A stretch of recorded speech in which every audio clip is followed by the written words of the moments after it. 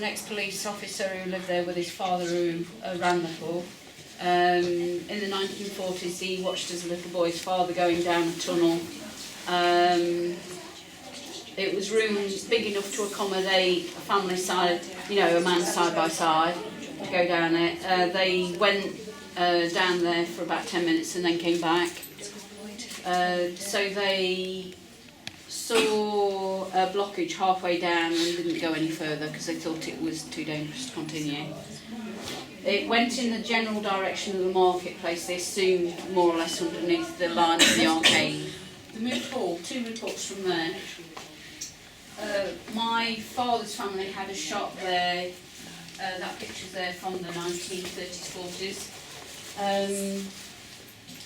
The cellars underneath, my dad's auntie went in them in the 1920s, and there was a little bit that went backwards towards the church that they thought might have been a blocked up tunnel. When Dad moved there in 1940-ish, around there, he could see the block was there, but no one else wanted to investigate, so they didn't do anything about it. There were rumours from the early 1900s to have chains on the wall for prisoners and things like that. And there was a deeper cellar that had steps down to it, so maybe there is some sort of tunnel feature from there. The rope keeper Phillips actually lived in their cellar. So what happened was, Mr. Phillips told me who his grandfather used to live there, and he said he remembers visiting the living room and where the kitchen was, and there were some more steps down into another layer. From a lady, her aunt lived in St Mark's Lane, and her aunt went from somewhere near, close by the governor's house, on a guided, some sort of guided tour, a bit much like we're doing today really. The guide said to them, stopped halfway what was reported to be the marketplace. He said to them, do you know where you are now? And it was supposed to run from the church to the governor's house, or around that sort of area. So in the late 1890s or early 1900s there were actually people doing tours, and whether there were actually... 2 reports from Appleton Gate, one from underneath Kevin Porter's butcher's shop opposite the palace. You all know where that is. Both his father and him have both talked to me about that. There's some sort of arch-shaped feature underneath, but it's now all bricked up and all tiled over.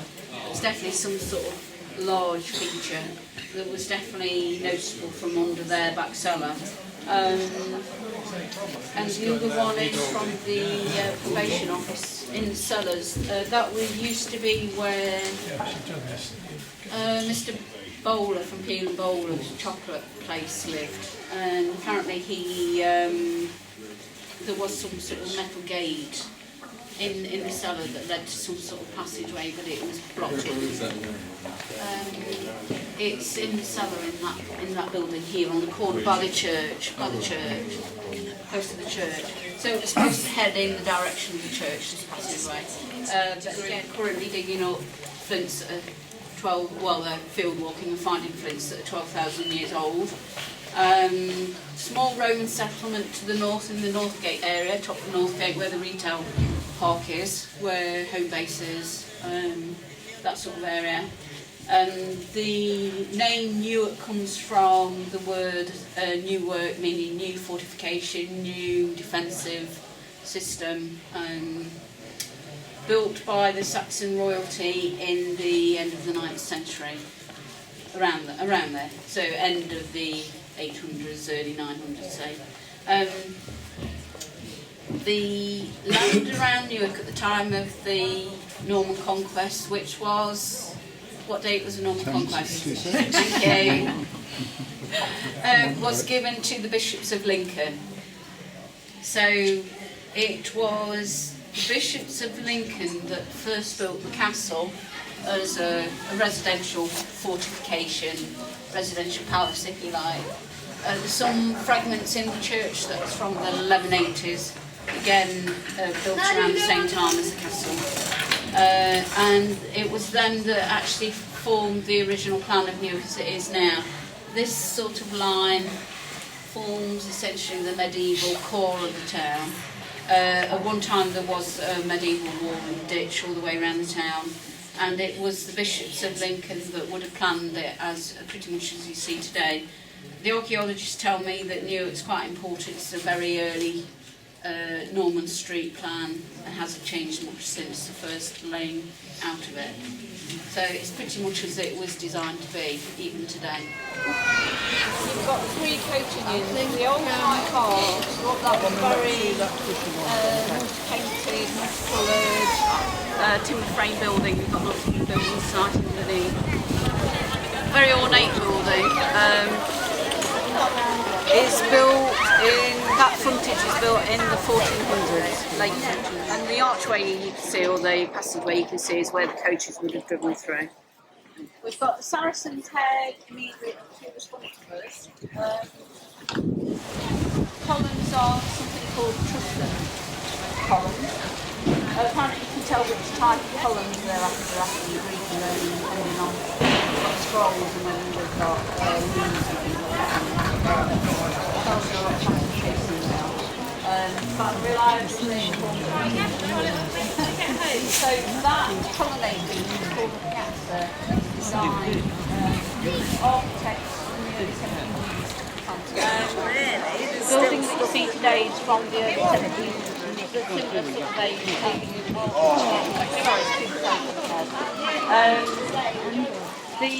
Again, it's got this colonnade piazza running at the bottom, and you've got some white sort of sandstone columns going at the front of it. When you view it from away, because it's got the pediment or the triangle at the top, it looks quite classical. So it could be resembling kind of a Roman or Greek temple.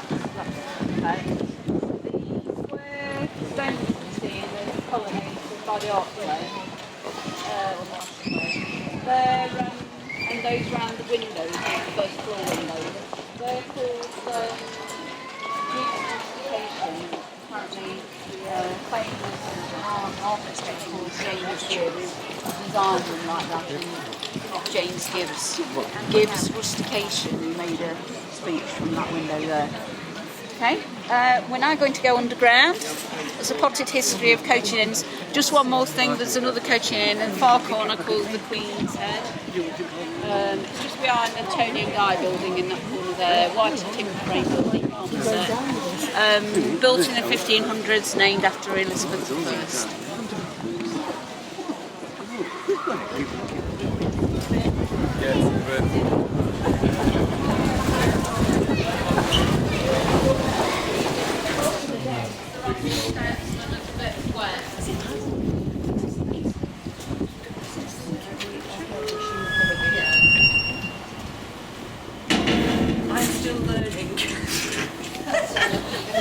Yeah, no, you're fine. And we've got a question here.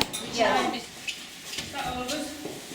Hi, so my name's Timothy, and I work for Trenton Peak Archaeology. We're an archaeology company based in Nottingham, and we kind of got to know the Hidden Heritage Group when we did a ground penetrating radar survey on the marketplace, which is a sort of survey technique which sends down radar signals into the ground, and it can detect either solid material like walls, or it can detect voids like tunnels or cellars. So we did that survey earlier in the year, and we found quite a lot of traces of cellars underneath the marketplace, but no sign of tunnels as yet.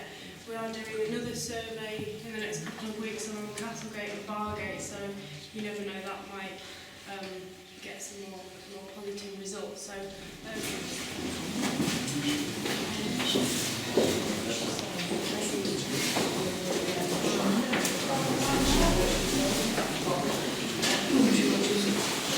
the Clinton Arms was famously frequented by a gentleman called John Nevison. His nickname was Swift Nick, and he was a highwayman, a bit like Dick Turpin, and he used to kind of operate from the Clinton Arms with his band of 6 outlaws, and they'd go up and down the Great North Road, which kind of goes all the way from down south up to York. never sent. And this is the story that he committed a robbery down in Kent early in the morning one day, and then jumped on his horse and basically galloped up 200 miles all the way to York in a single day. On arriving in York, he booked himself in at a coaching inn and went out onto the bowling green where he saw the Lord Mayor playing bowls. Don't worry, we're fine. He challenged the Lord Mayor to a game of bowls and made a bet with him about the outcome of the match. And then he made sure that he got the Lord Mayor to record the time that he made the bet, which was 8 o'clock in the evening. When he went to court, the jury wouldn't believe that he could have committed a robbery in the morning in Kent and then been up in York by 8 o'clock, so he was let off.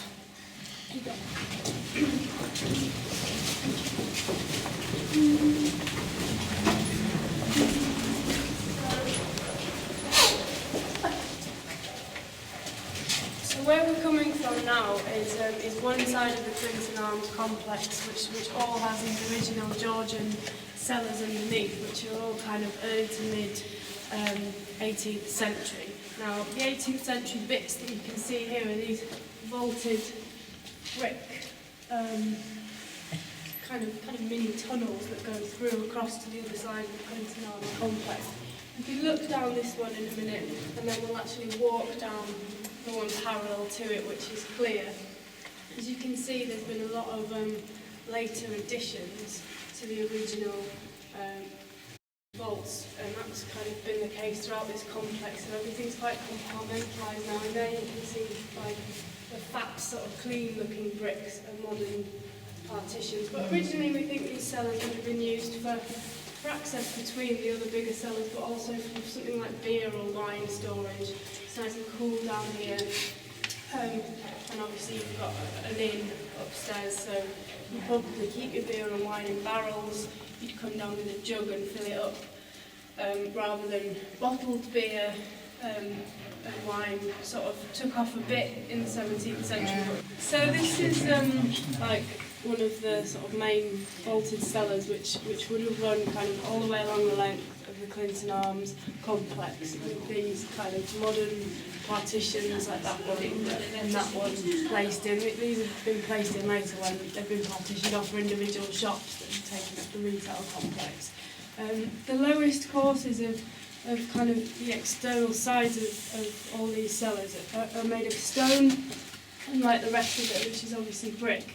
There's some suggestion that, you know, why use stone when the rest of it's brick. There has been a suggestion that there might have been earlier cellar foundations here that have been reused when they constructed this one, but we can't really tell at this stage. We'd like to conduct a proper survey to see if there is like an earlier stone version, or whether it's just that, you know, stone was also a building material used by the Georgians, and they've just used that on the lowest parts of the cellar. This, what's going on here is a little bit unusual, and you can see it slightly better when we go through to the other side, which we will do in a minute. But there seems to have been brick all the way down to the bottom, so there might have been the modern brickwork. So there might have been a kind. So I'm going to talk a little bit about the kind of foods that people would have been eating in the Georgian period and before. We've got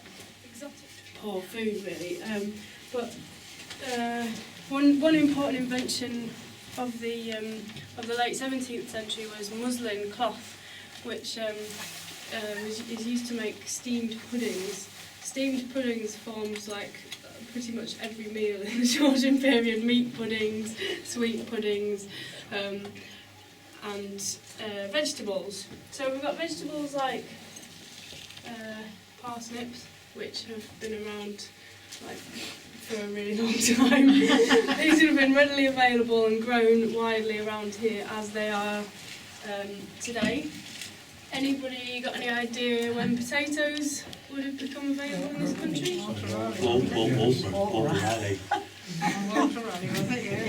So it's about 15 something, late 16th century I think, and they come from America. So Georgians would have had those. Carrots. So Orange carrots would have been available from the 16th century, but does anybody know what colour they used to be Blue. before that? White. Purpley blue. Yeah, purple, black and orange, so orange, not purple, black and white, and then they became orange because of the bananas were only widely introduced into this country in the 1900s, so very young indeed. This is a common problem that would have inhabited. I was in Nottingham Caves last week and I saw a rat skeleton. Anyway, that's another story. That's another story. Another kind of quite widespread part of the diet in the 18th century would have been gin and brandy, which could be produced extremely cheaply and drunk by everybody from children upwards, and caused a lot of health problems. And drunkenness. And probably criminal behaviour like Swift Nick. But I think diets for most people, whether you were rich or poor, were quite unhealthy for different reasons. People also had a nasty habit of putting poisons into their food. For example, they'd dye things like sweets green with lead. They'd use copper and lead to dye cheese rind, which becomes poisonous. They used a substance called alum to whiten their bread, which is also poisonous. So they were kind of doing themselves quite a lot of damage. I've got in here some of the kind of things people would have had, on their table. Pewter. These things here are replicas from the museum, which have kindly lent us. Pewter would have been quite a common material for tableware, although glass had been used since Roman times. It wasn't really kind of widely available until the late 17th century with the invention of lead glass, and even after that it wouldn't have been like a common drinking vessel until much later. So I can pass these around.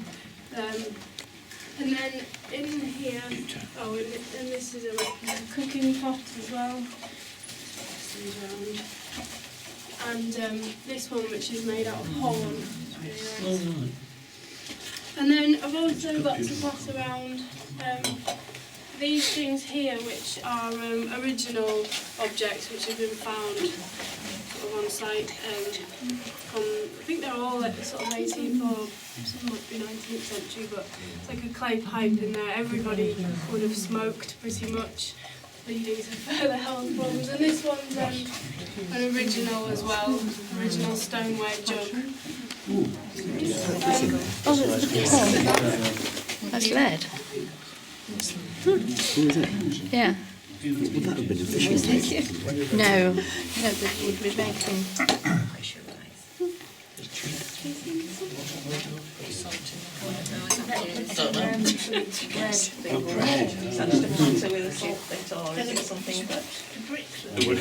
Yeah, it's just I was wondering what that. I think it is. Replica bread. This will crumbly up. We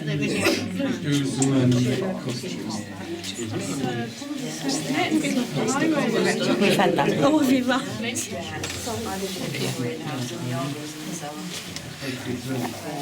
Mine hasn't got 3 legs. Yes, it's got mine's got a lid, but you do potatoes in it. Have you seen these? No, and just like roast them in there. Yeah, but the potatoes in it, then put it in the oven.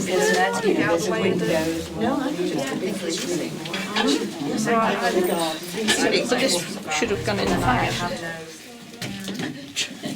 We haven't got any children, have we? So I'm afraid it's going to have to be the adults who are going to have to go and find Squinty Nick. To be able to hear his horse. Is that everything back? He's gone. To hear his horse.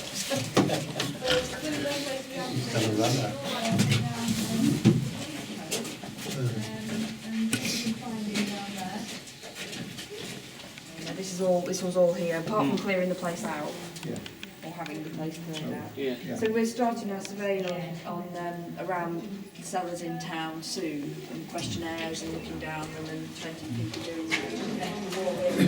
It looks heavily propped up in there. With the modern, we see it through from this side as well. Fascinating, isn't it? Now, underneath there was a block of piece and real red. On the table that says donations as well. But thanks for your support and for coming to this. Thank you. Thank you. I was going to say.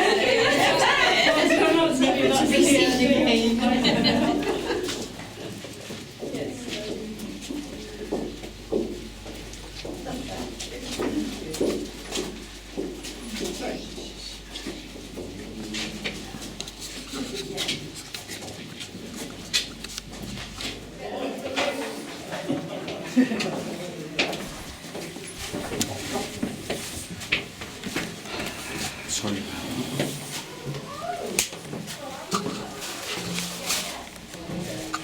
Cheers.